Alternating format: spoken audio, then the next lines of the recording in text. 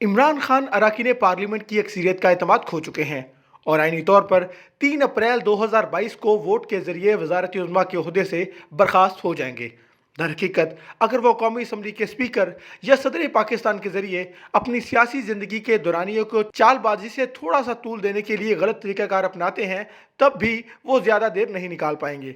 अपनी ज़िंदगियां अजीरन बना देने पर लोग गुस्से से दीवाने हो रहे हैं। अपोजिशन 4 साल की बर्बरियत का बदला लेने के लिए मुतहिद है। एस्टेब्लिशमेंट एक सफ़े के बयानिए से लाताल्लुकी इख्तियार करते हुए अपनी साख बहाल करना चाहती है। जख्मी मीडिया माफ़ करने के मूड में नहीं। आला अदालतें कौमी मिजाज को समझती हैं और अब उन्हें मज़ीद ढील नहीं देंगी। इमरान खान को इखलाकी और असूली रास्ता इख्तियार करते हुए इस्तीफ़ा देना चाहिए ताकि इक़्तिदार की मुंतकिली हमवार तरीके से अमल में आए। मुल्क यकीनन अमन और इस्तेहकाम का ख्वाहां है, लेकिन उनका कहना है कि वो आखिरी दम तक लड़ेंगे।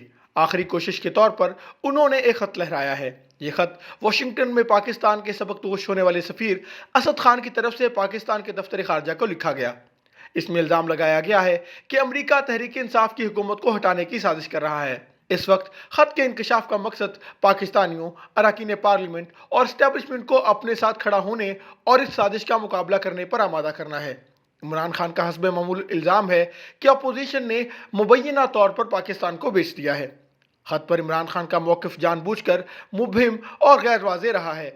सबसे पहले उन्होंने इस ड्रामाई अंदाज में तहरीक के एक हजूम के सामने लहराते हुए तासर दिया कि ये उनकी हुकूमत के खिलाफ गैर मुल्की ताकत की तरफ से एक मुहिब ख़तरा है। फिर एतराफ़ किया कि ये वाशिंगटन में पाकिस्तानी सफ़ीर की तरफ से एक सीनियर अमरीकी एहलकार के साथ बातचीत की अंदरूनी केबल थी। बाद में इंकशाफ किया कि उन्होंने इसे कौमी सलामती के एक अहम स्टेक होल्डर और अपनी काबीना के साथ शेयर किया। कुछ देर बाद उन्होंने पार्लियामेंट को इन कैमरा ब्रीफ करने पर भी इत्तफाक किया, लेकिन वो ख़त के वजूद में आने या इसके मवाद की सदाकत की जांच के लिए दरकार तहकीकात का हुक्म देने से गुरेजा रहे। ताहम अब तक साजिश कहानी को तमाम स्टेक होल्डर्स मुस्तरद कर चुके हैं। नेशनल सिक्योरिटी कमेटी ने अमरीका के हवाले से एक सियासी बयान दिया है। अमरीका सरकारी तौर पर किसी भी धमकी की तरदीद करता है। दरहकीकत तहकीकात का मुतालबा बढ़ रहा है क्योंकि इस खत के सियाको सबाक पर शकूक व शुबहात का पर्दा पड़ा है। ये पुरस्रार तरीके से 7 मार्च को हिज़्ब इख्तिलाफ की तरफ से 8 मार्च को अदम एतमाद की करारदाद पेश करने के मौका पर पहुंचा। हैरत की बात यह है कि मतन में इसका हवाला दिया गया है और इसे वाशिंगटन में पाकिस्तान के सबकदोश होने वाले सफ़ीर असद खान ने लिखा है। असद खान इस्लामाबाद वापस आए, लेकिन 27 मार्च को ब्रसल्स में पाकिस्तानी सफारत खाने का चार्ज संभालने के लिए 28 मार्च को पार्लियामेंट में अदम एतमाद करारदाद पेश किए जाने से एक दिन कबल रवाना हो गए ताकि वो इस्लामाबाद में तबसरे या सबूत के लिए दस्तयाब ना हों। अमूमी ख्याल ये है कि असद खान पर हुकूमत ने दफ्तर खारजा के जरिए दबाव डाला था कि ब्रसल्स में तकरीरी के बदले में ऐसा ख़त लिख दें। इसलिए हुकूमत लेटर गेट की तहकीकात का हुक्म देने से इनकार कर रही है। दुरुस्त है या नहीं, जो बात यकीनी है वो ये है कि ब्रसल्स में सफ़ीर को अगली हुकूमत मुनासिब वक्त पर वापस बुलाएगी ताकि ये वजाहत हो सके कि असल कहानी क्या थी। बहुत से संगीन तहफ़्फ़ुज़ात अपनी जगह पर मौजूद हैं। वज़ीर-ए-आज़म हफ्तों खत छुपाए क्यों बैठे रहे और पहले एक्शन क्यों नहीं लिया? वज़ीर ख़ारजा ने एक आला अमरीकी ओहदेदार को इस्लामाबाद में OIC के इजलास में शिरकत की दावत क्यों दी? और अगर सब कुछ ठीक नहीं था तो उस ओहदेदार से अपनी मुलाकातों पर अवामी सतह पर इत्मीनान का इज़हार क्यों किया?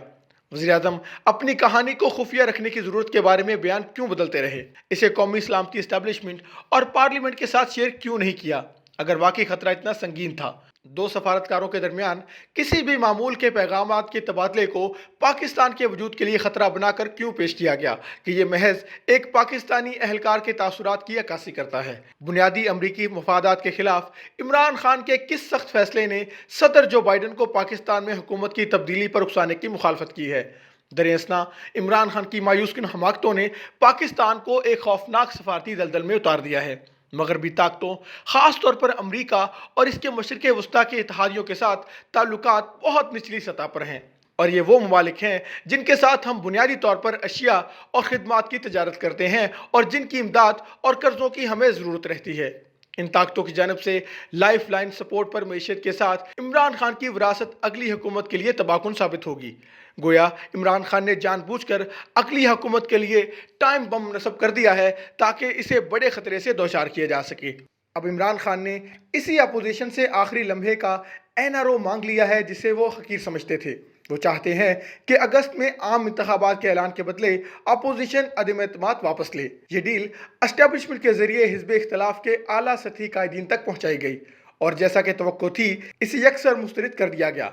बहरहाल तहरीक इंसाफ के प्रोपेगेंडा करने वाले रात दिन एक किए हुए हैं। तासुर अर्जा किया जा रहा है कि डील हो चुकी है ताकि तहरीक इंसाफ के इत्तेहादियों और मुनहरिफ अरकान को वापस बुलाया जा सके। वो 3 अप्रैल को अदम एतमाद के वोट के मौका पर 2 अप्रैल को पार्लियामेंट के सामने एक बड़ी रैली बुलाने की धमकी भी दे रहे हैं। इसका मकसद एक बार फिर अपने मुखालफिन को धमकाना और एस्टेब्लिशमेंट, अदालतों और मुखालफिन पर दबाव डालना है कि वो इनके साथ खड़े हों।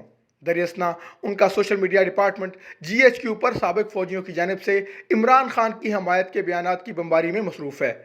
अपने अंजाम से बचने की मायूस कुन कोशिश में इमरान खान जुमेरात की रात कौम के सामने आए, लेकिन यह सब बेकार था। तकरीर में बार बार दोहराए जाने वाले बयानात का शोर था। ज़्यादा से ज़्यादा इसे बासी कड़ी में उबाल कहा जा सकता है। इस तकरीर ने उन्हें फ़ायदा पहुंचाने की बजाय उनकी मोहलक खामियों को बेनकाब किया।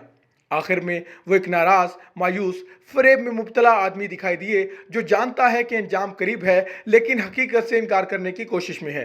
इन हालात में इमरान खान का पाकिस्तान पर एक ही एहसान होगा कि वो कदम पीछे हटाकर हिज़्ब इख्तिलाफ के बेंचों पर बैठ जाएं और मुस्तकबिल में सियासी लड़ाई लड़ने के लिए अपनी कुव्वत बचाए रखें।